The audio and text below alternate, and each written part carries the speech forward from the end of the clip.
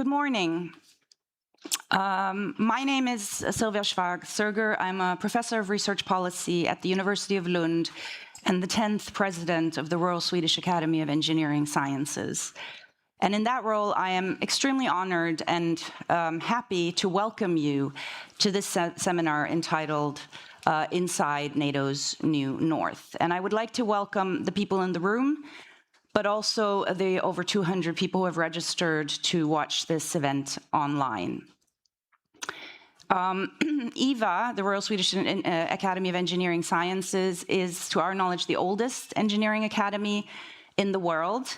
And for many years, our primary focus areas or our guiding objectives have been competitiveness and sustainability. But in 2025, we added security for quite obvious reasons. And this is also the focus partially of this seminar, which is the fact that we are entering, or we have entered, a fundamentally altered security landscape, both in Europe and internationally. And Finland's and Sweden's accession to NATO is in many ways a reflection of this change, but it is much more. I think it's a fundamental historical change that has far-reaching consequences, I would say, not only for the security landscape in Europe, but also for technology and innovation. And that's one of the reasons that we are extremely pleased to have this seminar as a launch of a collaboration that we are now entering with the Royal Swedish Academy of War Sciences and the Royal Swedish Academy of Naval Sciences. Because we've had a number of conversations where we have found that we think this collaboration is essential for Sweden to be able to bring together these important factors: security, innovation, technology, and competitiveness in a rapidly changing environment. So this seminar is, in a way, the launch of this collaboration between our three academies, which we are extremely happy and looking forward to engaging in. So today's seminar addresses Inside NATO's New North, addresses one of the most significant shifts in Europe's security landscape in decades.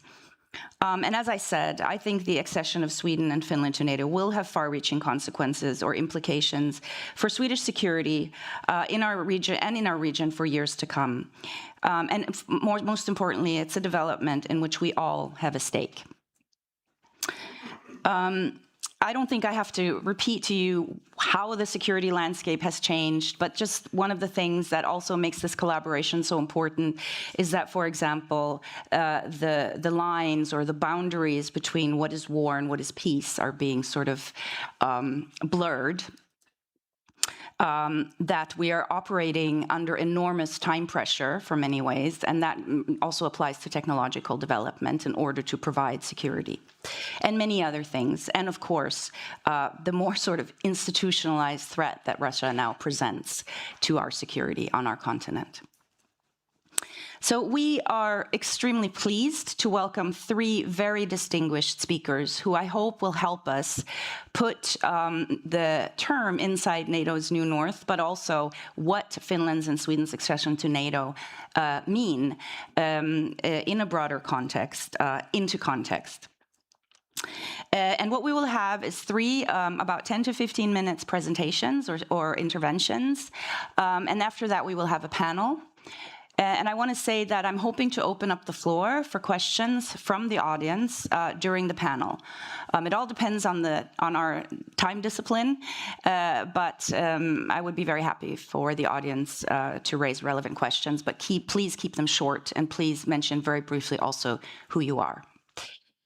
So with that, and before I go to the speakers, I also just want to mention that one of the initiatives we have launched since I became president of EVA is an initiative called Swedish Futures, where we try to assess where Sweden stands in terms of technology, but also security to a certain extent, where we try to figure out what are the big bottlenecks that are preventing Sweden from advancing in strengthening its resilience, its competitiveness, and ensuring sustainability. And then we try to, this is one of the things we will present in the fall or in the winter, is to arrive at certain visions of where Sweden would like to be in 2035 and what that would require from us today. And we think this initiative is extremely important in times such as these, when short-term pressures but also long-term challenges can sometimes create stress and also prevent you from thinking strategically. And that's one of the reasons we've launched this initiative. And this seminar, to me, and also this initiative, this collaboration that we're launching with the other two academies, is a very important building block of that initiative. So with that, I am very honored to welcome our first speaker, Vice Admiral Jonas Haggren, who has witnessed Sweden's journey into NATO from the front row, including as Sweden's military representative to NATO and the EU. And he brings the perspective of Sweden, a country that spent decades as a close partner of the alliance and is now adapting to the responsibilities and realities of membership. Please, the floor is yours.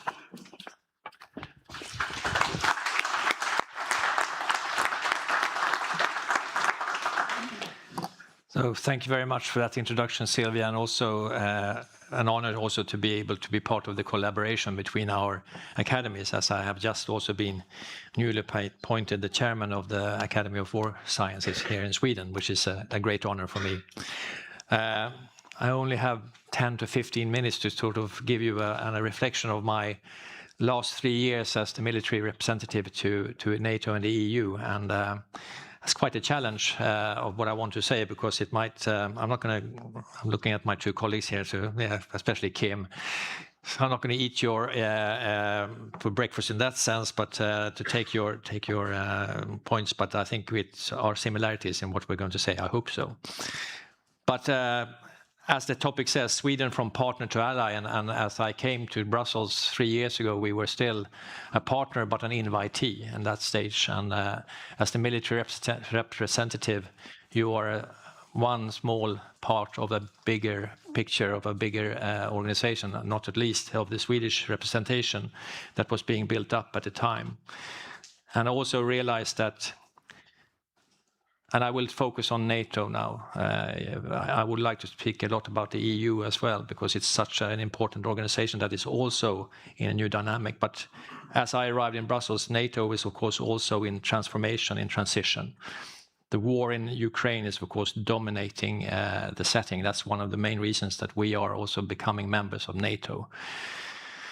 At the same time, I also felt that, and I realized that NATO headquarters in Brussels is a political headquarters, where the military is part of the advisory team to the political decision makers. Tim here works in an operational headquarters and then of course we have the strategic headquarters in shape. So being in that zone between the politicians and the military advisor, and also being the representative of the CHOD is in itself a challenge. But I also felt at the same time that there was about 6 months before I came until we became members. And during those first 6 months as an invitee and ally, there was of course we got a crash course in what consensus actually means. All decisions in NATO are made in consensus. I think from a Swedish perspective, we all thought that becoming a member of the alliance had previously been something that had been rhetorically said that, oh, just hand in the papers and you'll be on board.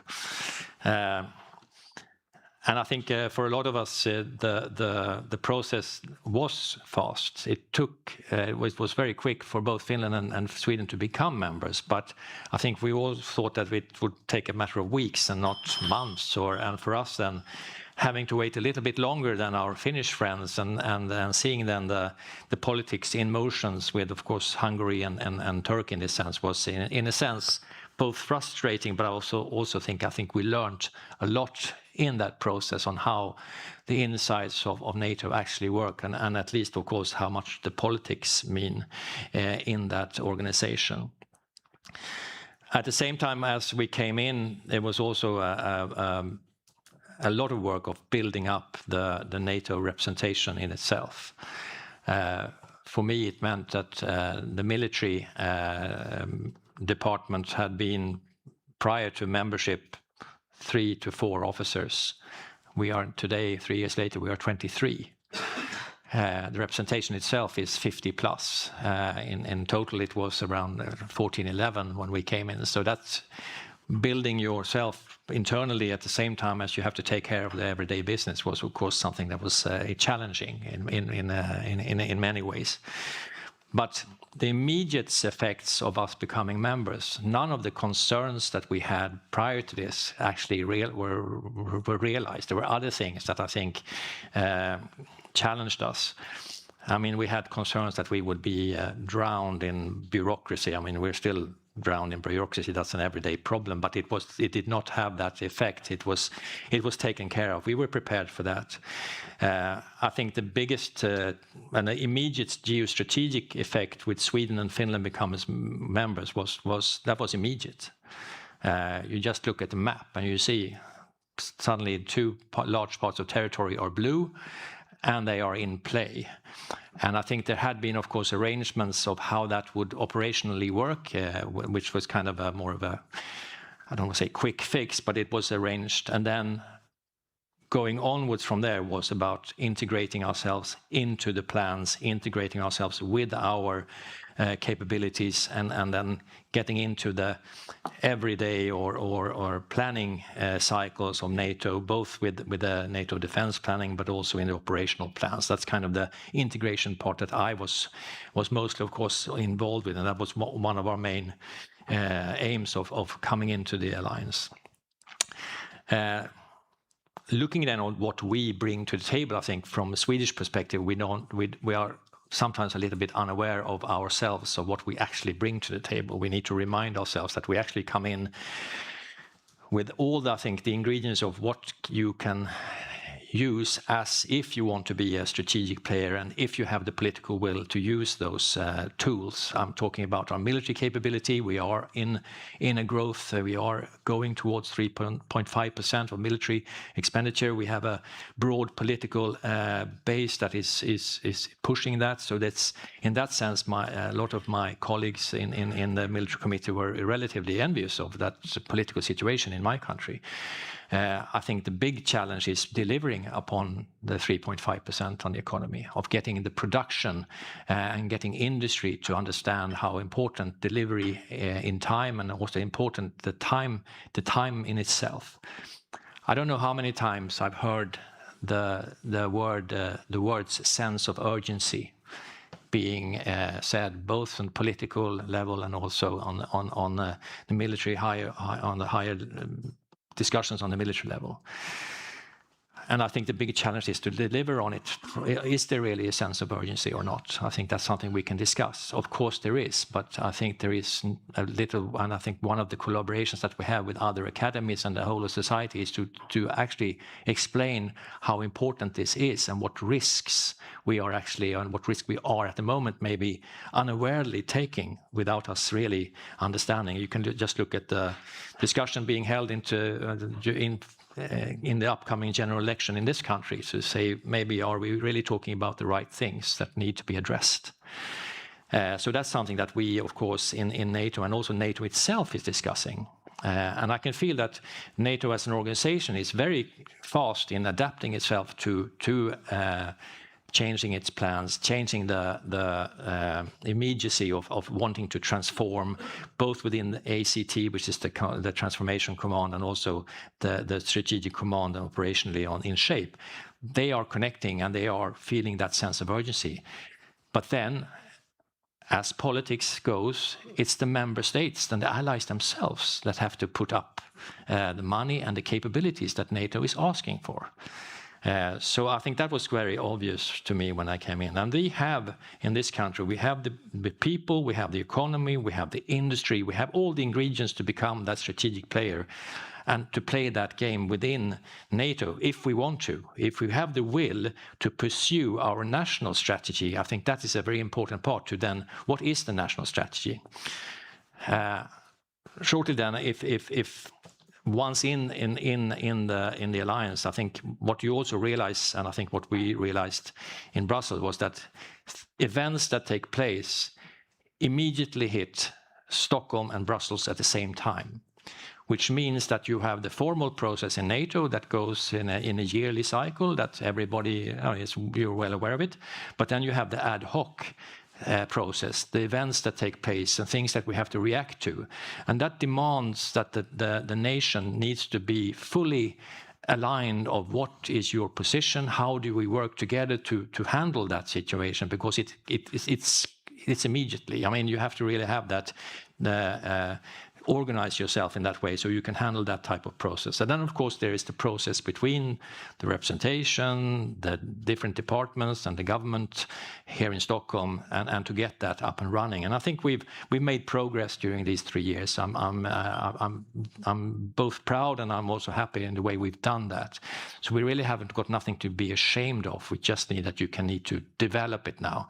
Because if you look finally then in the coming years that we have ahead of us, I think the time issue, how much time do we actually have? Do we really understand what that means? And that begins then to put more demands on the rate of change, the production and the delivery of the capabilities. We have the NATO planning process and the NATO capability targets and the NDPP process that is also in the same type of not in a flux, but it's also in a movement. And those need to be connected to each other. And you need to be very aware of what is your role as a member state in the planning. What is your role? What capabilities do you need to deliver on in time to be seen as a reliable ally, but also to be delivering on those? I mean, that's the responsibility you have. I think that type of conversation is also there. With that said, also, European NATO, for me, and European capabilities in NATO is a possibility. It's something positive. It's something we should have done 30 years ago. It's not about, for me, I think we talk too much about what goes on in the Trump administration and too little about what we need to do within. It's very clear what we need to do. And if you want to become relevant, you need to deliver on those already set targets, what has been decided upon in Ankara and also back in The Hague and so on. So there are these challenges that we share within the alliance, and the digitalization, for example, that process will take us immensely into new areas of both investments, but also in understanding what are the priorities for the future. The more I talk, the more I understand that I have a lot of things that I want to get off my chest, but I only had 10, 15 minutes. But this were a little bit of a snapshot of these three both intense years. But I think I have never felt at all that we have been in any way seen as a beginner or as any more. We are not a new member anymore. We are the latest member of the alliance. And also the way that the welcome that I feel together with the colleagues, and also that we do make a difference, and I think we can continue. And I think the important question is, where do we want to be in 10 years? What can we deliver upon? And I think that will be also an essence of how can we then change that strategic culture that we need to change in this country to be able to do that, and also to be able to be an ally and not to get that partner DNA out of our blood. I think is also important, because that means it's a completely different mindset, I would say. So with that, thank you for sharing a few words, and I will now hand over to my colleague. So thank you very much. Thanks, Jonas. Jonas, you can stay here. Before you do that, because you've been very disciplined on time, so thanks a lot for bringing up quite a lot of important points. Maybe just two short questions. The first one is, you mentioned, one of the things you said is that you would perhaps like to see what NATO membership means and what needs to happen in Sweden going forward is figuring more prominently in the election. But if we turn it around, what do you think? And you mentioned a few things that need to happen in the coming years. So for the incoming government, since we are in election times, is there something particular you would like to highlight that needs to happen in the coming years? Because you talked about sense of urgency, investing in military capabilities, governance structures. Is there something particular? No, I feel there needs to be, if you're talking sense of urgency, we are in a non-kinetic conflict with Russia. It could very well turn into something even worse, even in the short term. I think it's important for whatever government comes in to have sustainability in delivering on what we need to be delivering on, if it's 3.5, and that we need to have a very clear timeline on where we need to be in that time. And I think that needs some very tough political decisions also on cooperating. And it sometimes I feel a bit of a worry that you can get a feeling that we fixed the problem. Money has been allocated, but I think you need to be very much also involved in the implementation of those 3.5%, in the implementation of growth, of having to get all the different actors that are involved in getting ourselves into a more in a war organization. I think that also is for the alliance itself, and it's very difficult. NATO is 32 nations in consensus. How do you reorganize NATO command structure, for example, or not? And that means that you have to then look at yourself as an ally of what can we do, and also what do we need to do to be able to handle, for example, the situation in the north. But you mustn't forget, of course, the whole 360 degrees that we also need to be contributing to. So I think that conversation is important for whatever government comes into power, because the situation as it is definitely it's very serious, and we tend to forget it. It's not only about what goes on in Ukraine. Ukraine is of course important, but it's about us, and the connection is so clear. And I think sometimes we don't quite maybe understand how serious that situation we are in is needed to be taken care of. And I think that rhetorical gap, so to speak, is something that worries me a bit. And we need to be able to talk about it in a nuanced way, not being. I don't like the word alarmist. I think you speak truth to power. That's what we need to do. But I think it's sometimes it needs to be sustained. I think that's my for the future. This will not go away. I think that's an excellent point, and I think what you're saying sort of is that you've talked about, and what maybe we've thought about here is how Sweden needs to change to adjust to the membership in NATO, but you're also saying at the same time Sweden needs to be there and help NATO adjust to change, right, in real time. So there's these two roles to help make sure the alliance can have the resilience and make sure that's. You and I also had a conversation, and I think it all comes back to what you mentioned in the end, or a lot of it comes back. You and I had a conversation about, you called it strategic culture. I call it strategic capacity. But the fact that as a small open economy for a very long time, we have been able to rely very much on market forces, right? And on just being the most competitive, having the most competitive companies competing on a relatively level playing field according to market forces. But I think what you're talking about also now is this shift we might have to make to become more strategic, right? To not just rely. Is there something more you want to say on that? No, absolutely. And I think that was a little bit of what I was alluding to when once you became a member, and this immediacy of having to not only react, you need to be proactive, and then you need to know what you want. You need to know what's the Swedish will or position in this certain area. And especially if we come to the table with a very well-developed industrial base, extremely trained people that can make a difference.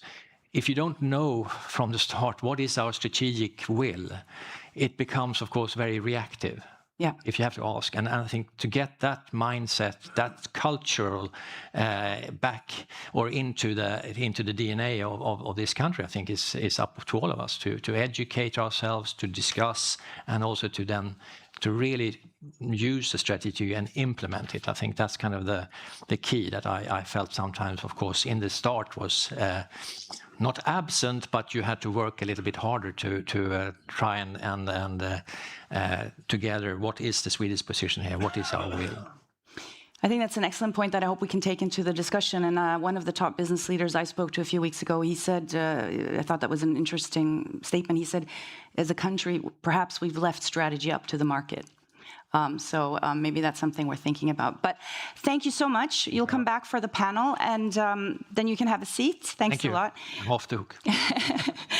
And I'm very happy to welcome our second speaker, Lieutenant General Kim Jämeri, former commander of the Finnish Air Force, bringing the Finnish perspective. And you are drawing on Finland's long tradition of national defense and military preparedness.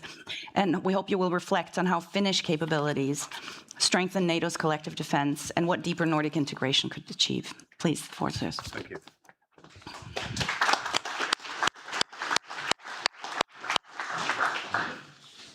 Thank you very much for having us. It's important to be in Sweden.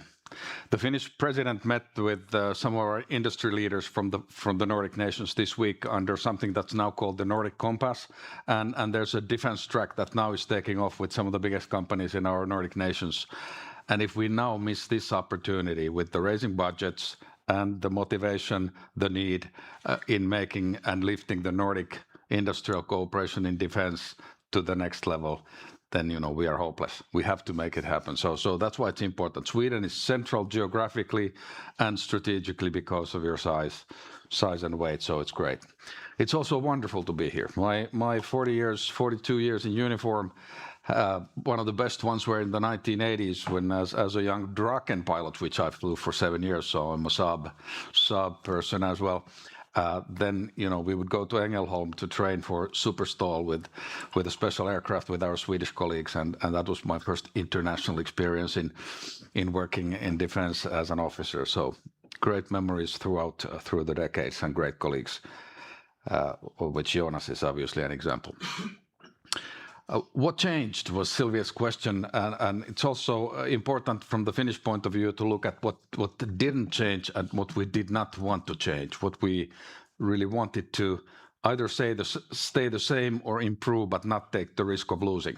And we had the luxury of coming in with a plan, because in the fall of 2021, before the new attack, the big attack on Ukraine by Russia, obviously the whole West was watching. We were seeing the developments, the force concentrations and all, and we were discussing. We were discussing with the Nordics. We were discussing with the United States. And then when the Biden-Putin call was taken in December, by that time it had become very clear for Finland that, okay, a couple of elements of our former strategy. First of all, the assumption that if there would be a big war, NATO would be involved, and the US would be involved militarily because of common interests. And then, by 21, obviously the US had to think about the Ukrainian conflict, that it would happen. The intelligence sources were saying that it's probably going to happen. And we were able to see a policy that had been built to prepare to say that, okay, the US is not going to be militarily involved. That had an effect because, Finland and Sweden, we are kind of not in the same situation, but in an analogous situation. And then it was clear that, okay, that's not going to be an automation, and Russia can play this in ways that it can keep the US and NATO out as a whole. And then it was time for a change. And I was responsible for drafting the plan on the military side. I was then the director of strategy for the Finnish Defense Forces. And with the chief of defense, just the two of us, then, we said that the job needs to take this to the president, who's the supreme commander in Finland in our system, and they have a direct connection, so there's no one in between. And yes, let's have something ready if we get the question. And we had a couple of months. Now it was time to take a look at the map, and we had, of course, worked with NATO for 28 years already. So we had exercised together. We had people in the commands and staffs and so on. So it was not alien to us what's different and what we want to maintain. And of course, membership had kind of been there. It could happen, but we were not preparing for it really. Well, then we took a look at the map and in the mirror. And of course, Finland is a little bit different because out of the 32 members in NATO now, Finland is the only one that, since the birth of NATO in 1949, we have officially had Russia as our main threat throughout the existence. None of the other countries have had that. They've dropped the ball with Russia for a good reason. People said, you're old-fashioned, come on, there was a moment when our best allies said that, our partners said that, hey, the Russians are our friends now. And okay, maybe it was lucky. The conscription is there. The geography is there with St. Petersburg, Kola, the length of the border, and the history and everything, and the Baltic Sea, of course. So the conscription will have to stay. There was actually no talk about getting rid of it in connection of the NATO membership. There would have been had it happened in 10 years earlier. But now, no. Second, national command capability. NATO is not built to come in and watch your border for you. There's no mechanism for that. We have operations that do that. The Joint Force Commands may establish an operation where they bring in a bigger presence for your support, but for your national territory, your territorial integrity, your responsibility stays with you. Also, the first days of war, NATO is an alliance where we have all joined and we have ownership and we will help each other as agreed. But the nation itself will need to be in the driver's seat in what kind of help is needed. There's a plan, there's an operations plan that we've made together, but that does not remove the responsibility of the national defense systems and commands. And then there's history, right? Finland being alone, you know, yes, friends are good. We love friends and allies, but never ever lose the ability of defending yourself alone if that's the way the world is going to turn. But it was not the question about international trust in alliances and partnership only. It was also about professional ability in our corner of the world. Large combined arms units. Who has them? No one really had them in our neighborhood anymore. We had 3 relatively large army corps in a threat environment where every exercise brought 3 Russian land armies to our border. One would head for Norway, across Finland and northern Sweden, and then the 2 others, one would be in reserve and one might play down in the south, you know, in the old turf of Karelia, in that area. And we had to have land defense against that, and we do. The army is 185,000 strong in wartime, and then we invited people from NATO to Finland. So the Joint Force Commanders would come, SACEUR would come, and we would ask the question, okay, would there be a situation now that we join, where's the expertise within NATO to command large combined arms formations in the Arctic? And I had a former Joint Force Commander laugh at me and say, come on, Kim, you know, it's you guys. And then we kind of had to believe that, okay, you know, I don't feel like a 10 student, you know, we're maybe 7- or maximum 7.5, but yeah, I guess we are the people who have done it, trained for it. Our people have done not much else, but just train for that. And so the plan was, look at the map, look at the geography, who needs to command and control here, and how would the land theater of war form? And then the Baltic Sea steps in, which plays a different role geostrategically for Sweden and Finland. There's a lot in common, but there's some differences as well. And when you look at the Baltic Sea from Finland, it separates us from Central Europe. There's no land connection between Finland and Central Europe. Well, there is, but it goes via St. Petersburg. So it's a separate land theater of war in the operational sense, and nearly in a military strategic sense as well. You can't move army corps, you know, across the sea in ferries in the wartime under fires, the kind we see in Ukraine today. So that had to stay. That had to both be retained, the unity of geography, but it could be improved. And then came, of course, the question: how do we work with the Joint Force Commands? And we worked together with Jonas and some other colleagues to then reshape the geography and make sense of the more than 350,000 land combatants that we have in Finland, Sweden, Norway, Denmark, plus then the allied reinforcements that hopefully would arrive. That's the same size as the fight in Central Europe. And the geography is actually even bigger in size, so that had to be there. We worked on it, it's there, and we've been able to contribute.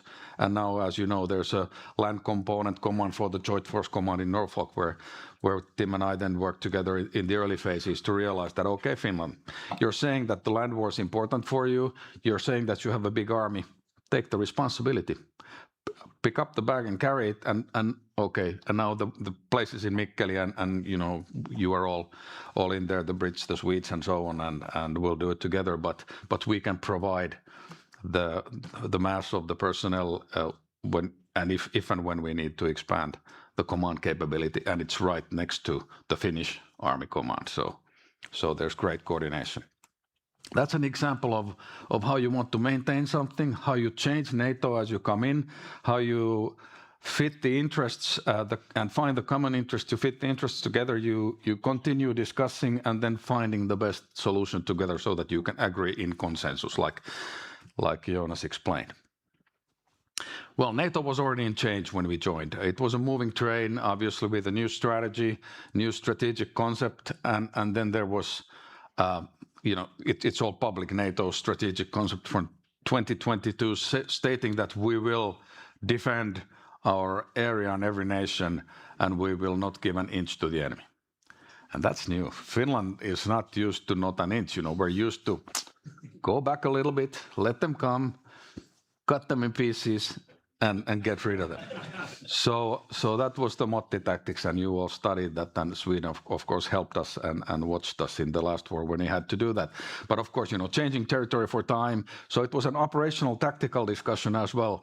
And of course, it feels good that, oh, hey, we don't need to give that inch. It's not nice, we're doing it out of necessity. So now we have NATO. Let's build deterrence. Let's build strike capability. Let's speak out the nuclear deterrence as well, so that we wouldn't have to give an inch. And that's new thinking. We have to adapt to that. And I think the discussion is still ongoing, and we need to run that discussion together with Sweden and Norway as well. We, for 28 years as partners, we had been kind of rowing next to the iceberg. We saw the tip. We knew that, the theory is that there's much more of the iceberg below the surface, but we didn't know how much. Then when we joined, and when NATO's systems and document archives and everything opened up, and we understood how big a planning and preparation machine it really is, it became clear that if we don't take advantage of everything that's going on in here, we're going to fall behind in development. Because you look at ACT, a full command, looking at the different perspectives of technology and innovation and so on. It's a workforce for smaller nations. We did much of that ourselves or together with our closest partners, but now there's the world's sharpest and biggest machine and brightest people in thinking how should we design our defense and develop our forces in the future. They're not paying for it, however. We have to pay ourselves, but now the money is coming. And what Jonas said about the Nordics as a group, there's much still to do to take the place that we really earn and we should take in providing those technologies and innovations, and then also reaping some of the benefits maybe by being able to enter the markets more widely. So that's the change. I will say something about the 5 strategic shortfalls, and I apologize to those who were listening to my inträdesanförande in May, because it's so meaningful for the future of NATO. The dependency on the United States in 5 areas, as example, is so big that we can't fix that easily. All of this is now somehow in the public domain, so we can discuss it, but I'll just say them real quick and we can come back to them in the panel. The first is missile defense. You need an infrared system in space that will watch the globe and see the missile as it departs and then predict where it falls. We don't have that. Even Russia doesn't have a system, even China doesn't. China has a regional one. Only the United States has a global system of which you can read in the internet that can do that. We can exploit that, we pay for it as well. But if we wouldn't have that, we wouldn't even know that we're being shot at with certain weapons. However, if you're being shot at, you need to intercept the missile. And the big ones are intercepted in space. Europe has never had an exo-atmospheric intercept system in production. We don't know how to build one. We will know. And there's no lack of scientific understanding, but there's some shortfalls for you that cannot be covered by just saying, okay, let's do this now and we'll have these in significant numbers. Long-range ISR. Space is a domain where you need to deter and fight. We have wonderful technologies. Many of you know ISI in Finland, but ISI products are wonderful. They're numerous and there's good things to them, but they're not comparable to what China, Russia, and the US are doing in space to be able to deter and defend themselves if you need to fight there. Long-range strike, we'll probably get back to that. Nuclear deterrence, tricky one. It's not the big ones that worry me, it's the small ones. It's the ones that would never, launch a retaliation and an exchange of intercontinental ballistic missiles. It's the ones in size below a kiloton. And finally, command and control. Europe has never had a European command. The United States has a European command. It's in Stuttgart, and it looks at Europe at the theater level. No nation, including the big and influential ones, of which Tim will probably speak, has one. Who could we trust if we are just together with the Europeans to lead and plan for that? Sylvia, I'll stop here. Thank you so much for providing a really interesting insights, I think, on both how Finland brought a unique perspective and strengths into NATO, but also how maybe your perspectives changed, Finland's perspectives changed. You mentioned initially the importance of the industrial capability. You mentioned the Nordic compass, which to my knowledge is very much about both defense but also competitiveness, right? Is there something more you would like to say, or you would like to see, you think needs to happen to strengthen the industrial capabilities that will enable Europe to defend itself? The new character of warfare, obviously we all see that in the papers, dictates that every nation that takes its defense seriously is going to need a number of drones and a scalable production capability and a command and control industry that will enable artificial intelligence to help you in making those decisions and be ready for maybe the enemy that may turn to robotic warfare. We looked into this years ago, but we couldn't make it happen that we would have made a Nordic drone that would work in the north. You go to Luleå, there's 250 days clouds, 100 of them are icy potentially. The stuff that's made in Israel or some of the nations, good stuff, but it doesn't work there. So the sensors are wrong. The gimbal doesn't work. There's so many risks in there. We could have done it. We have an aircraft factory in Sweden. We had sensors. We have, ISA is making SAR radars, world class. We had all the elements. We were not able to move. Now it's the time. So it's what I'm repeating what Jonas said. We have the money, we have the people, we have the know-how, we have the engineers, and there's the need now. So I think that's an excellent point, and that's something that we've looked at the Academy too. We've talked a lot also with Henrik about, for example, how Europe perhaps for a long time hasn't really thought enough about dual use, for example, right? Which is perhaps for some of these areas, which is very relevant to these areas. Thank you so much. We'll come back in the panel. Thank you.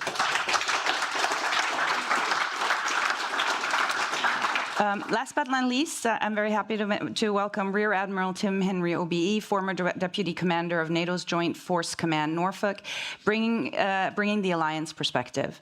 And drawing on your experience at the command responsible for the North Atlantic and the High North, we're looking forward to your views on NATO's evolving role in the region and the strategic implications of enlargement in the North. Please. Thank you. It's always difficult being third, isn't it? Because we've had two amazing speakers and a wonderful build-up from Sylvia, and you now get me. Right. Thank you very much for the opportunity to talk about this. And I'm going to come at it from a different perspective, as I think is, as you would expect and is fair. We've heard from Jonas and Kim, we've heard from that political level in Brussels, at NATO headquarters, that interface between the military and the political, from two military officers with huge experience. You're going to get now from me a sense of the operations. We're going to come down a level, and we're going to look at the problem from the perspective of how does one deliver it militarily, and what are the so whats for Sweden, for the region, and all the rest of it. I would suggest that the accession of Sweden and Finland into NATO was not just simply bringing two very capable nations in the region and creating two very capable allies. That's sort of the simplest bit of it, although there's still lots to do. Because they continue to be hugely capable. I think it was the closure of a journey that started in 1999 with the start of the growth, the post-Cold War growth of NATO. And it was the tidying up of the map. And in 2004, of course, when Baltic states and others joined, we have now closed the geography. We had a map on when we started, which showed that bit of Europe, or Europe itself, and bringing Finland and Sweden into NATO and integrating them into the system now tidies the map up wonderfully from a military and an operational perspective. It solves the Baltic geography.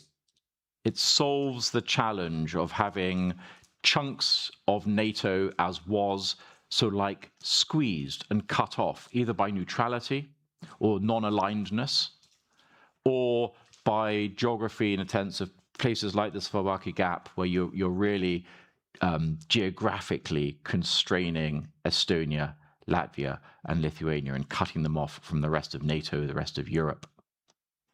You're connecting the theatres. You're joining the High North and the challenge that faces with that Central European challenge. And you're joining those bits of geography together in a way that over time will become increasingly seamless. You're sort of, we've talked a little bit about the European Union. You're kind of now creating the Schengen zone. What is the NATO? What is the military equivalent of Schengen? And how do you set that up? You've created that with Finland and Sweden joining. You have, most importantly, in what's changed, you have complicated the adversary's calculus. You have made, in this instance, Russia, who is an adversary, who is absolutely, we are, many politicians are on record at saying in one form or another, we are in conflict with Russia today. It's below the threshold. But we see events every week that Russia is doing in Europe and around the world that are having a direct consequence on our security and on our safety. You have changed their calculus. I wasn't privy to and I was head of plans in SHAPE before I went off to Norfolk, and no one sort of tapped me on the shoulder and said, you know what, Finland, Sweden, they might be joining soon. Have a think about it. No one said that to me. It was a very well-kept secret. And I woke up and someone said, Finland and Sweden are going to join. And I thought, gosh. I thought some other words as well, but we'll keep it at gosh. And I actually thought, Russia, you don't know what you've done. That was my biggest instant reaction. Because all of a sudden, Russia has, in their actions and in encouraging, creating the conditions for Finland and Sweden to join, they have imperiled St. Petersburg, and they have imperiled the Kola Peninsula should they choose to attack NATO. And so their calculus has fundamentally changed. And that's really interesting for the future as well. What do we learn? Well, I think we learned the difference between interoperability and integration, and that journey is ongoing. Finland and Sweden were both always interoperable. I was at sea very early on in this journey on a Swedish patrol boat, and it was very happily speaking to a Finnish patrol boat. This is before the two nations had joined the alliance, and their data links and their interoperability was absolutely there. But interoperability is not integration, and that integration journey is still ongoing and is still part of what we have to do and what industry has to be part of as we look to integrate rather than just be interoperable. We've heard a little bit about the command and control challenge. Maps, gosh, if we could do without maps and borders on maps and lines. I mean, the Brits are wonderfully good at just arbitrarily drawing on a line on a map and saying, that'll sort itself out. Yeah, the Middle East is still working that one through, I think it's fair to say, along with the rest of the planet. Command and control, and that tension between the national sovereignty, which is absolute, and the need to acknowledge that your neighbor's national sovereignty is equally absolute to them. And the military challenge of course, your adversary will never respect that border. And actually, your adversary will take advantage of that seam, of that border, to try and, so, I mean, tactical example, country X and country Y next door to each other, is country X's soldier, sailor, or air person able to go into country Y? We see it in policing. And you look at it in Europe now, where a police chase, someone just in the Schengen zone certainly will just drive across the border, and then do the other police able to pursue and exercise police powers in someone else's country, or do they have to stop and wait for the other police force? And have they broken a law? It's really, really complicated. What is the military equivalent? How do we work on that command and control? And the work that's happened over the last 2 or 3 years with Finland and Sweden being absolutely at the center of it, to tidy up the geography and make that better is really, really important. Well, we now need to exercise it, we now need to test it, and we now need to solidify the relationship. You've had relationships here in the Nordic nations and in the High North forever. And some of them were written down, and some of them weren't written down, but were implied and understood. And now we need to keep working at that. And whether it's industry creating the systems that allow that to happen, whether it's the militaries working together and being comfortable with each other, being comfortable placing each other's young men and young women under each other's commands in order to get at the objective, which ultimately has to be to deter. What comes next? Well, it's that wonderful crystal ball moment. And thank you for asking all of us, what comes next? And no doubt, many a future gazer has asked that question. I am confident that NATO as an alliance, and here in Sweden, the High North and the Nordic nations and those around it that are part of this endeavor, will endure whatever it is that comes next. I see in my experience, in my mind, I see no scenario where it's not, we don't come out of it at the other end. But it's a really, really challenging time. So for Sweden, that has now become the center of this sort of logistics, enablement, reinforcement hub sat here. If you look at the map, if you look at stuff that's going to go from west to east in any fight, I think Sweden has a really important role of making sure that that bit, the civilian, the commercial, the military infrastructure is engaged and able to support that rapid movement and that rapid enablement. I'm a child of the Cold War in that sense. I was in St. Petersburg, actually Leningrad, in 1989, looking at it from a Royal Navy ship, the first Royal Navy ship to go to Soviet Russia since the Second World War, pretty much.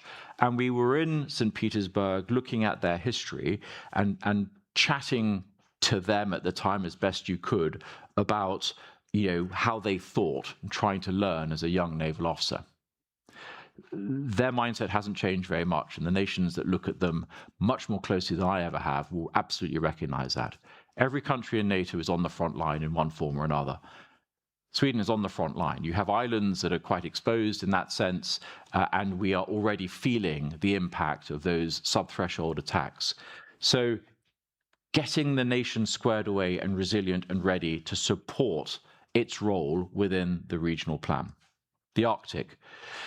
The Arctic will become increasingly important, and you are an Arctic nation, and you are part of that process. You don't instinctively and naturally go to the North Pole, and you don't look at the high North Atlantic and the Arctic Ocean because of your geography, but you have a role in that part, and you have an understanding of that geography that gives the Arctic gives you a really important part. And I think that NATO needs to go back into the Arctic in that sense and better understand it, return to the Arctic as a organization that went off and did expeditionary stuff, that 360 out of area activity. We now need to get back into, putting the North Atlantic back into the North Atlantic Treaty Organization. It's a novelty, but it was named that, and it is that for a reason. So I think it's worth returning to it. So the ink's dry, you've joined. If you go to the Washington Treaty, and if you look at it, Article 3 reminds each individual nation that they have a responsibility for their own security. You can't just give it to someone else.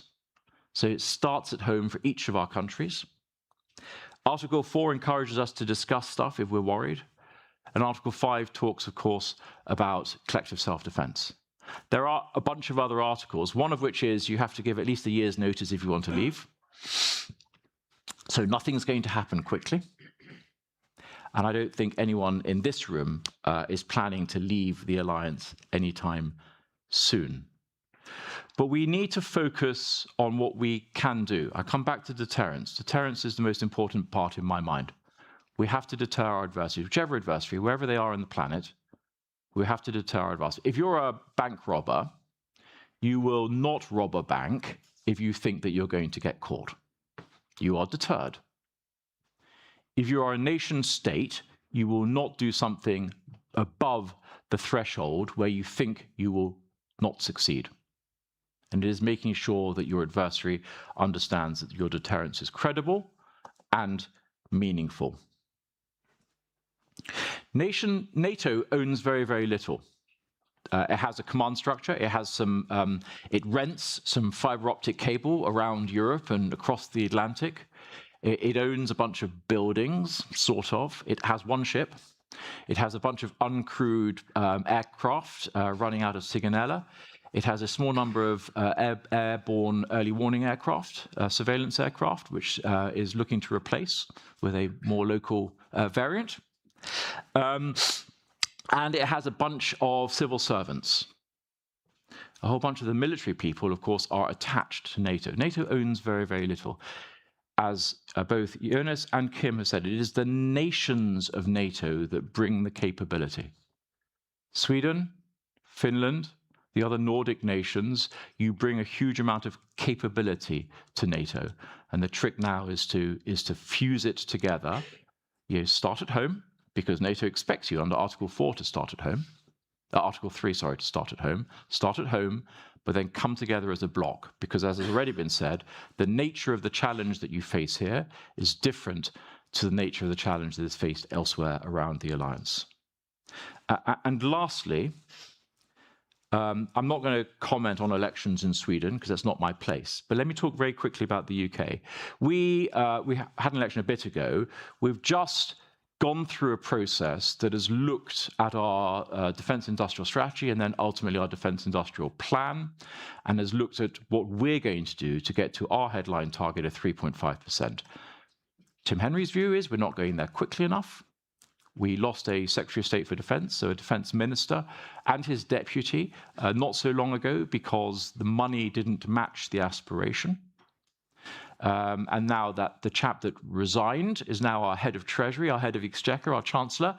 So I'm looking forward to seeing how he's going to magic up the money to match the aspiration. That conversation is ongoing.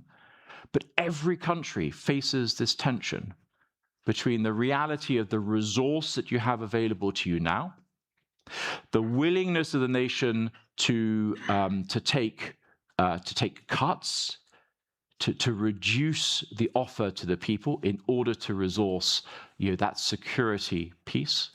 And I'd only just say that if you don't do that, if you're not credible in doing that, if you don't have the narrative within your nations that persuades the populace that your security and the defense is important, of course, the adversary, whoever they are, will take advantage of it.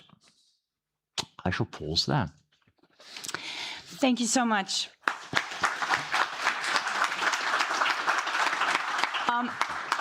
Thanks a lot, Tim. I think this was an excellent complement to the two previous, providing us with a bit more of an outside perspective on these two countries joining NATO. I would like to ask the two gentlemen to step up to the other. And while they do that, I would just like to ask you, Tim, you talked about every country needs to bring their own capabilities into NATO to strengthen the alliance, right? Do you want to say something maybe just briefly about, we've heard a bit about it, but is there something you would like to say about the unique capabilities that Finland and Sweden bring, or perhaps the capabilities where you would hope in the future that they will bring even more of? Well, I won't presume to understand your tech architecture or your industrial architecture fully. But as has already been said by both Kim and Jonas, you are both nations have a long history of being very, very self-sufficient within defense and security. You've chosen that through whether it's neutrality or non-alignedness. You've gone down that bearing. You yourself talked about, did we allow market forces to go slightly too far?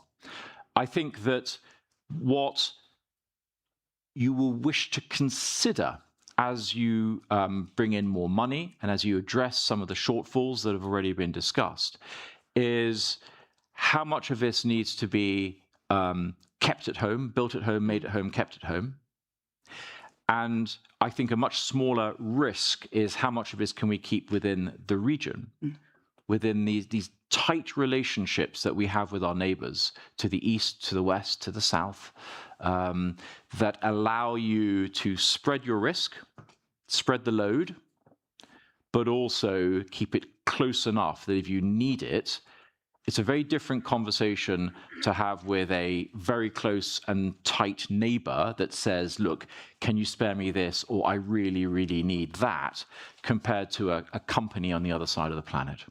Yeah. Very good point. Thank you. And also, I think tying into what the previous speakers talked, because you talked about the ability to deter, defend yourself, relies also very much on your ability to convince your population that you need to spend money on it, right? And perhaps that's something that Finland and Sweden, for various reasons, maybe also bring. I think if the biggest thing that you bring into the alliance is your national resilience. Yeah. So whether it's Finland, Sweden, your yellow book, is it the yellow book you have here? Your sort of resilience guideline that's given to every household. I use your yellow book as an example of what the UK should be doing more of. We've talked about it. We haven't got round to pulling it together and publishing it. And in fact, our government policy invites us to look at your version. So thank you for publishing it in English, because otherwise you wouldn't have discovered. Well, it will be Google translated, and we all know where that takes you. So your narrative and your resilience and the work that you continue to do, and here in Sweden, I suppose more than Finland, you're resurrecting. So you're rather than a journey that has continued unabashed, Finland, and an amazing focus on that never stopped. Here, like the rest of Europe, it dropped a bit, but you have the history and you are bringing it back at a faster pace. And we see that differently in Norway as well. So that you bring to the alliance, and being able to look your other European NATO partners in the eye and say, right, so when I build a bridge, I'm rating it not only for the local lorries, but also the local tanks, and when I build a harbor, I'm preparing it to absorb these additional challenges the security problem might give you. When I'm building a bit of software, I'm making it resilient. All of those things, which is dual use, however you wish to describe it, is really, really important, because it makes you credible and allows you to deter. Thank you so much, Tim. If you would like to join. Thanks a lot. So now we're going into the panel discussion. I'll start with a question, and then I will take one or two questions or a few questions if they're short and concise from the audience.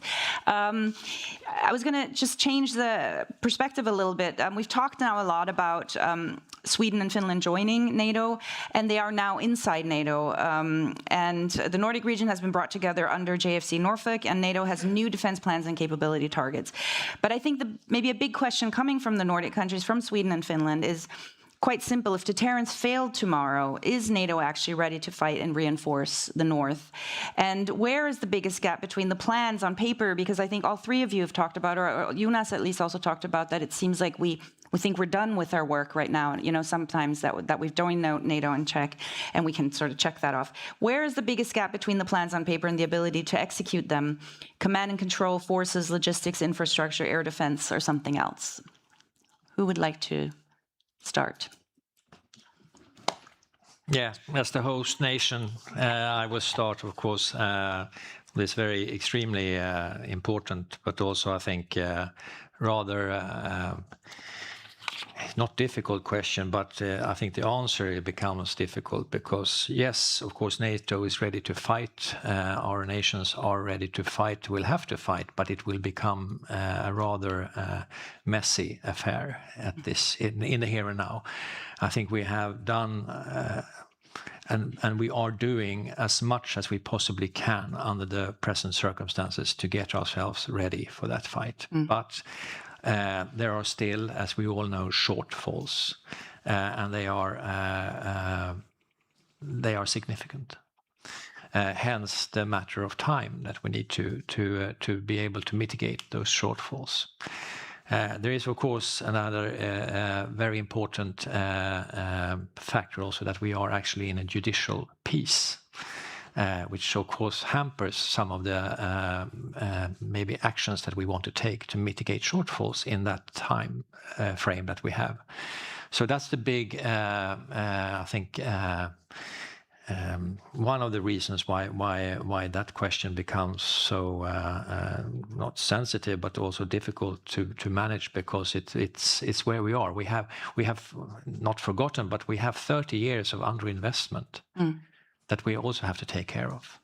And that has to fit into the actual resources that is being sent in our way. That also needs to be mitigated. So it becomes, and that's the déjà vu I felt when I was coming into the military committee, that dialogue between the military profession and the political level was, oh dear, we have to put this on the table to say that, look, we need to take care of the current situation, but we haven't taken care of our homework for the last 35 years to be able to get to that point. We are on that moment where there is traction, but that's the big, I think,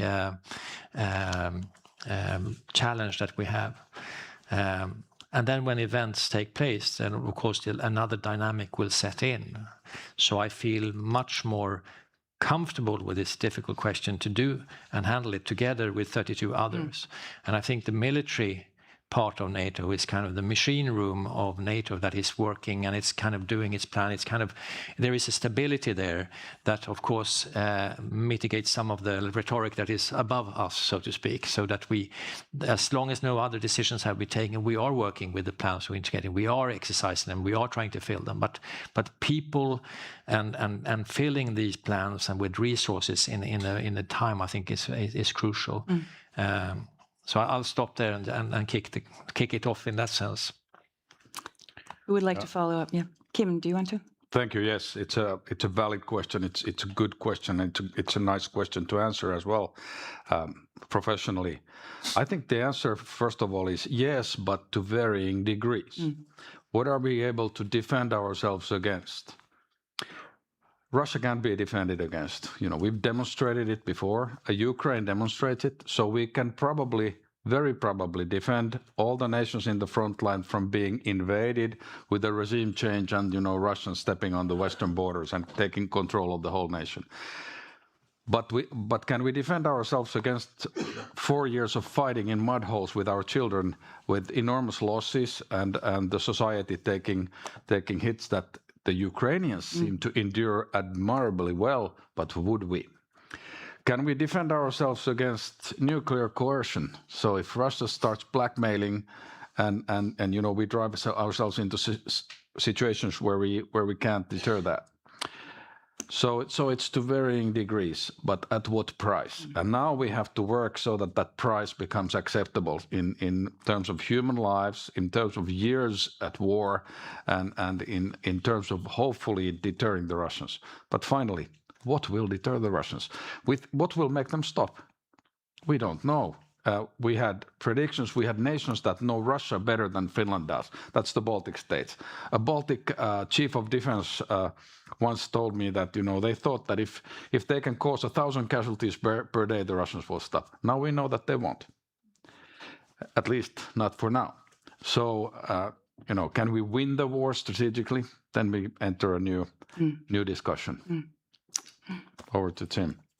So yeah, if war were to happen today, are we ready? Well, as a former head of planning for NATO, the plan is not the order. The plan is the process which you use to understand a problem and distill your thoughts. And we write thousands of pages of plans. Oh my goodness, you don't want to read them. But it's not the order. It's not because it can't anticipate how your adversary that is becoming your enemy, how they will react. So your plan is simply a structured way of thinking about a problem. When your adversary then chooses to do something above the threshold that requires a response, you then draw on the information from your plan, and that is how you then write your orders and direct your activity. So are we ready today? Yes, because we have done the thinking. But as history tells us, in any any war, any event of that level, you know, your reaction to it is rarely what you would wish it to be. So it goes back to that resilience within the nation that Kim talked about. You know, it is about as a nation being ready to absorb that shock and then, you know, respond to it. And I think that up here, that the nations of Northern Europe and others have a very good track record of, you know, it's a shock, but then there's a kind of bloody-minded focus in dealing with that problem. So that's what we need to do. We need to get on with it. We need to have an honest conversation with ourselves that simply says, okay, we acknowledge the challenge that's faced. And it isn't simply Russia. It isn't simply a country X or a country Y, and you can insert 3 or 4 countries into that list, depending on where you are on the planet. It is not that. It is the challenge to the international rules-based system writ large, and that comes from serious and organized crime, and that comes from other elements of society that are rather happy when the rules don't apply to them. We need to all agree that enough's enough, and we need to all say, let's just focus at getting at that problem. And that is how you will. I fervently hope we will never get to the point where we have failed in our deterrence, because our conversation nationally and internationally and regionally is such that deterrence succeeds.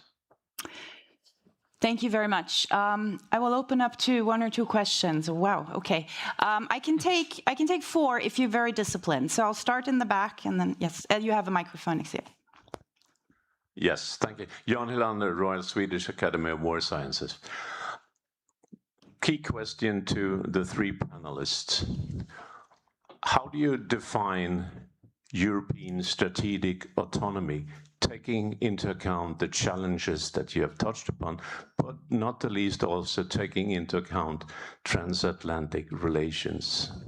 Thank you. Thank you. And I will take them all together, then you can choose which one, if that's okay. That's good. I'll have the lady in the front, please. Hi, thank you. My name is Elsa Highland. I am an investor. And my question, we talk a lot about the threat of combat here, but actually how much is that threat taking another country versus what's going on in tech? We talk about rare earths. We talked about the Arctics.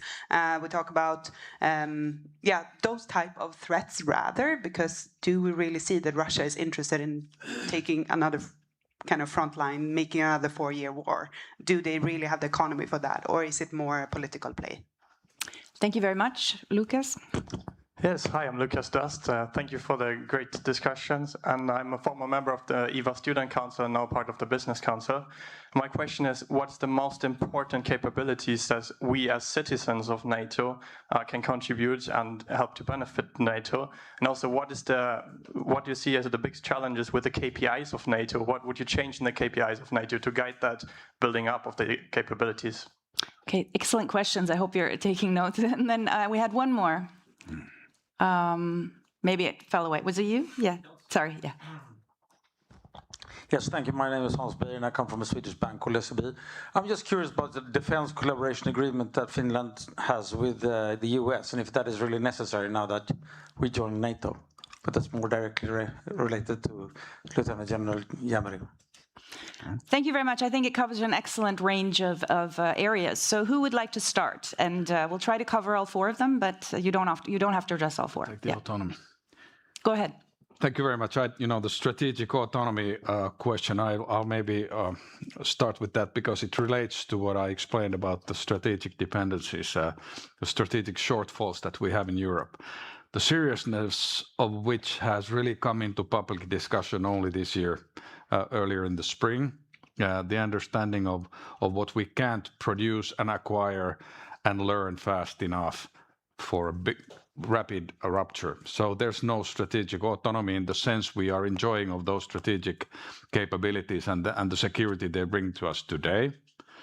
But then on the other hand, what Finland I think at least sees that Europe could and should aim for is not having a global presence of projecting power like the US has. We are enjoying US capabilities that provide us security, but those capabilities have been designed for global effects. Mostly in the last 20 years to counter China.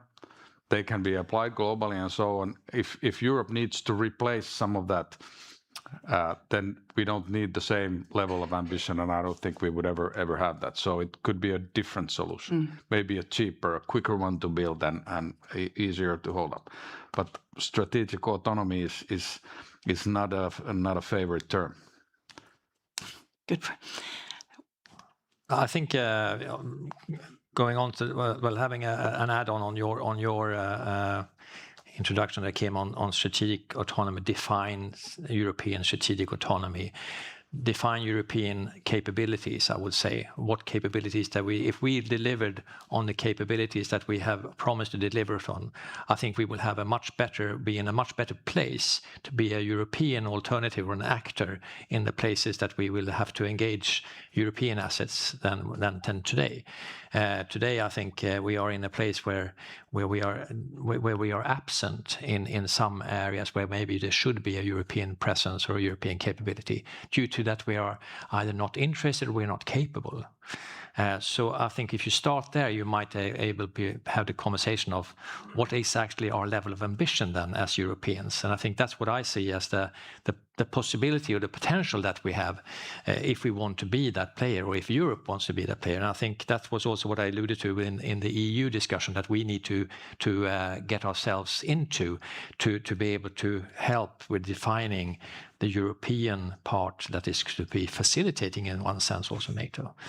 So that was, I think, it's a key question. I think also, for us to be able to define it a little bit more succinctly.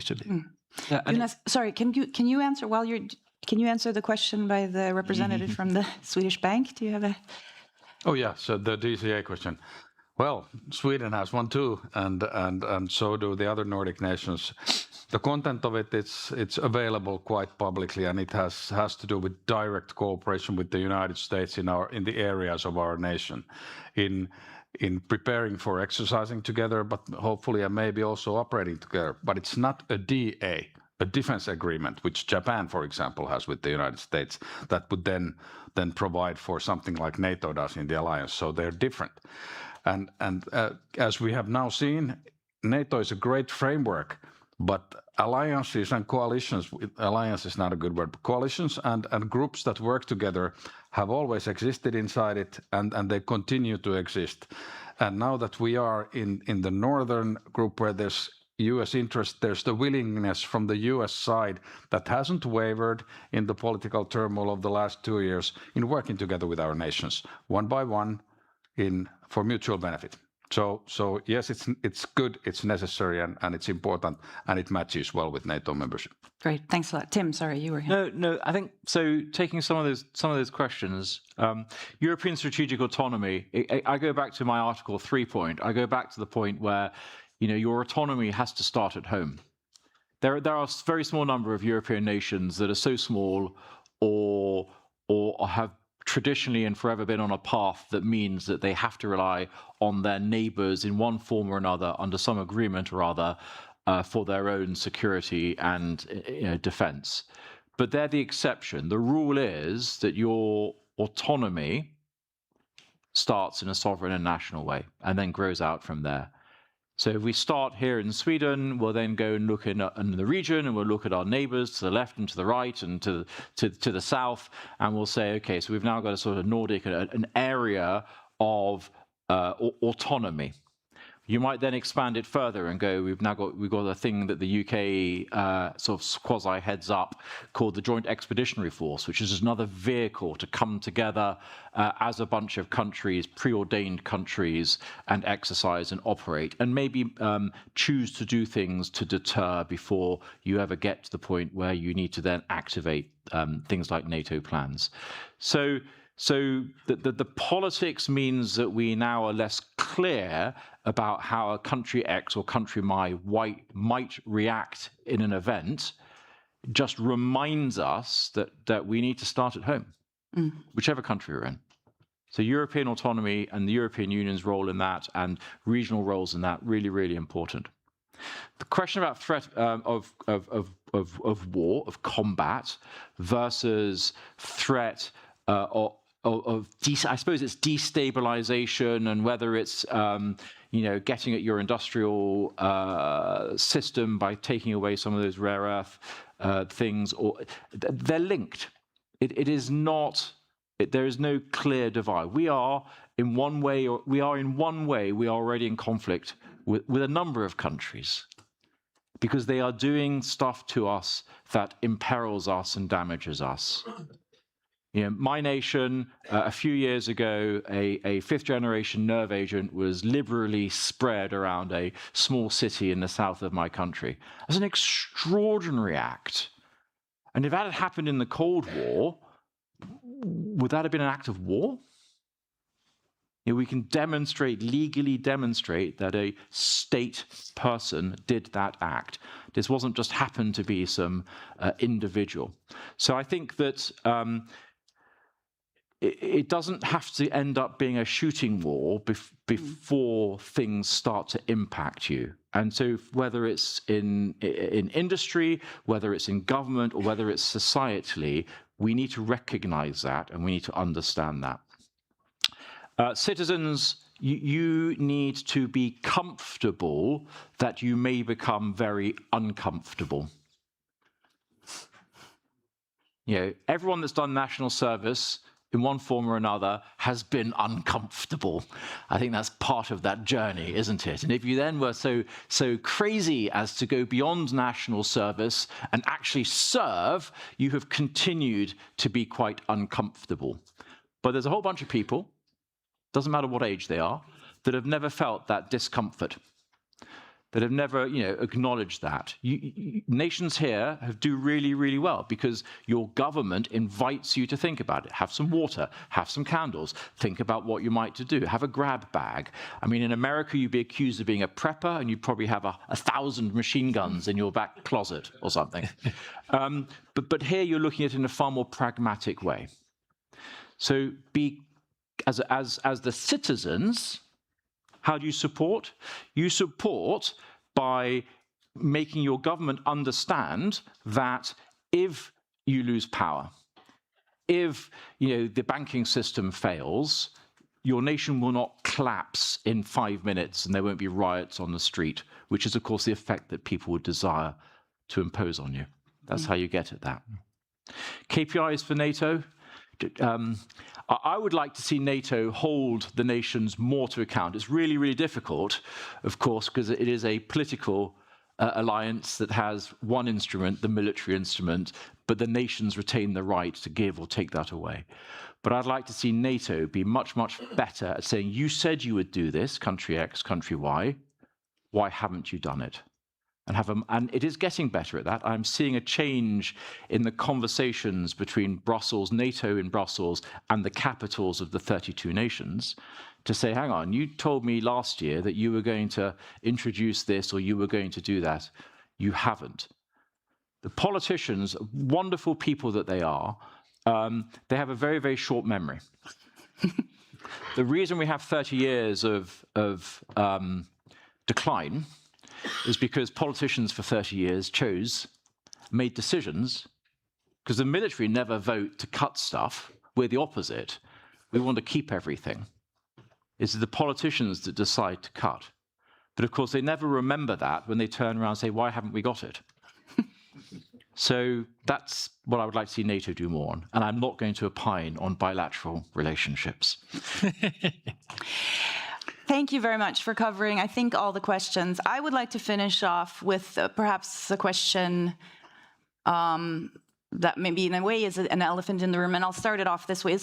You have touched upon this, perhaps the changing influence or the role of the US in NATO, and perhaps it's a question about both the perceived change and the actual change of the role of the US. And one of the things that, for example, shocked me as somebody who was born and raised in Germany is the phenomenal drop of the German population's faith in the US as a reliable ally. I'll leave it. I'll make it a very open question. So, for example, if the U.S. would have to shift focus or would choose to shift focus to the Indo-Pacific, that's one very concrete question. But also, would you like to comment in some way on this actual or perceived change in the role and the influence of the U.S. and NATO? And Kim, you've talked a lot about the technological. Where do we have technological challenges if we can't rely on the U.S.? But I'll broaden that question a little bit, and I would like to just hear, because I think, again, I think we shouldn't underestimate the psychology of when populations think that they cannot rely on an ally. Yes, Jonas. Well, I think it's a very political question in one sense, on the political rhetoric that comes out from Washington and from this administration.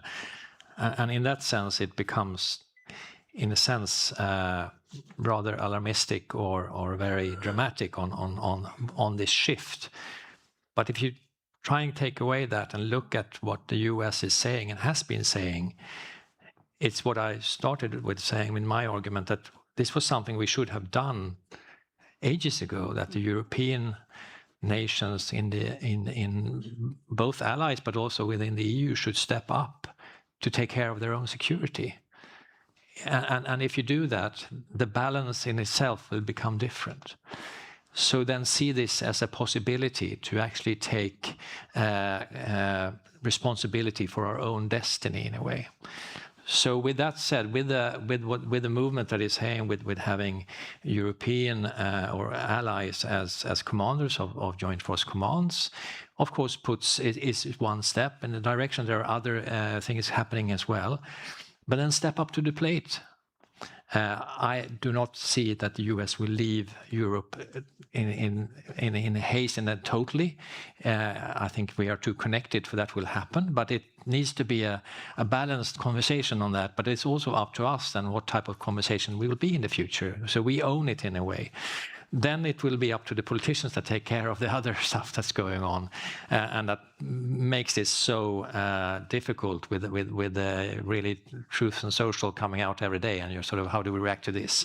Hence the machine room I'm talking about that then can and I must say from my perspective with the US officers that I've been working together, I feel that they are doing so much good to keep that stability and to keep that continuity into what is the plans and what are they actually going to do to give us a chance to react. But we haven't got time.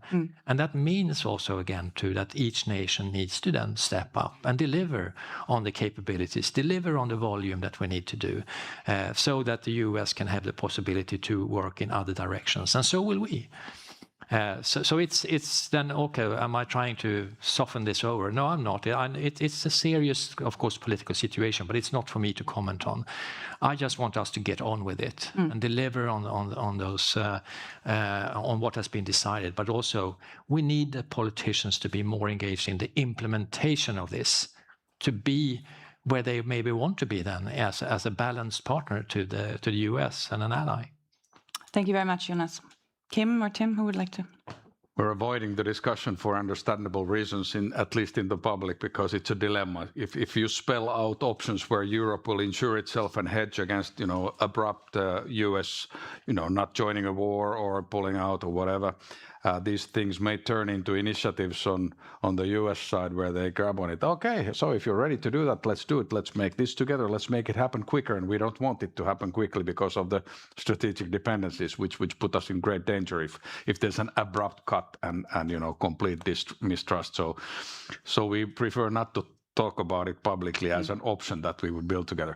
That's why my recommendation to the politicians is, whatever negatives we're getting, let's make everything that we can to not have the US pull out abruptly and us lose those strategic capabilities and access to them. But it would be irresponsible not to work on what Jonas said, increase our ability to function and defend ourselves in a situation where this risk would materialize. So great dilemma. And then again, European unity. Do we agree on this within Europe? What Europe are we talking about? Is it the European Union? We need Norway and the UK in the game and so on. So there's a lot of work, and it's mostly political. But the responsibility on our side is to tell the facts that, okay, here's where we are, here's our estimate of the technological advance and the investments required to come up to a level where we can increase the risk and defend ourselves. And here's what the US means to defense in NATO, which is enormous, obviously. Yeah. Thank you. Tim? Yeah, and I can only agree with everything that's said. I think that we need to not forget that it's always been the case, and it's written into the Washington Treaty, that nations will remain sovereign and can choose to do whatever they jolly well wish. I mean, the UK is a recipient of American miscalculation on our part with the Suez Canal crisis of many years ago. So we recognise that in France in the 1950s, General de Gaulle said, right, we're out of the command structure. We'll stay in the political bit, but we're not going to play in the command structure. And they've only relatively recently come back. Yeah, so I think that we shouldn't see this as the end of the world in any way, shape, or form. We must absolutely, and I agree, and I'm on record as saying during the first administration of President Trump that his encouragement in the way that he does it, his encouragement towards Europe to get on and be responsible for its own defense and being credible as a deterrent, as a force to deter, is overdue. So all of that is good. Will the world end if something changes fundamentally with the United States? No. Is it very undesirable? Yes, of course it's very undesirable, because the US is an amazing country that has a lot to offer. And then somewhere in between those two extremes is that journey that we're currently on. So we shouldn't just read what we see on Truth Social or whatever and go, oh my goodness, that's the end of what we're seeking to achieve. If anything, we should be using it as a catalyst to encourage us as Europeans to get at the problems that we face. Thank you very much. I think those were excellent questions, answers to what I know is a very difficult question. But I think this has been, for me, this has been an extremely enlightening session. I want to thank you all for these excellent interventions. What I take away, I think one of the things we didn't have time to touch upon is this line between self-sufficiency, which we talked about, how Sweden and Finland have a tradition of this sort of self-sufficiency, and also the trade-off, right, between maybe more distributed or collective sovereignty rather than focusing only on the national self-sufficiency. And I think that's something that we have to, because that's one of the things we talk about a lot, is that we have a lot of military capabilities in Europe, but they're quite overlapping or fragmented, and how we get from there. I think also what I take away is this, that our work is not done. We're not, Sweden and Finland are members of NATO, but there's a lot more to be done to make sure that this membership, this alliance, that it benefits the alliance in a positive way, and that it benefits the two countries, right? And that, as you said, Jonas, that we have to sort of really be aware of the task at hand and really get to work in implementing it. And that we should do that because it's our own responsibility. We cannot, and we have perhaps, as Europe, relied too long on others to help us with that. So in many ways, I think a super interesting panorama of things we need to think about and understand. And for me, it just opened up a ton more questions. But I want to thank you so much for providing and sharing your experiences and insights. I want to thank you for joining the seminar. I think it was an excellent start to hopefully a very fruitful collaboration on this interface between what we talked about, also industrial capabilities, innovation, the speed of ramping up military capabilities in practice. Thank you so much. Thank you.